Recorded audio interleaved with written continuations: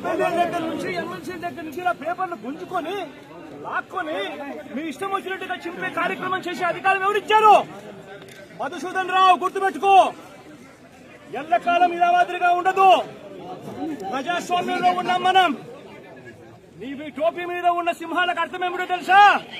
అధికారంలో ఉన్న వాళ్లకు సెల్యూట్ కొట్టడం కాదు, ప్రజాస్వామ్యాన్ని కాపాడడం కోసం మీరున్నారు.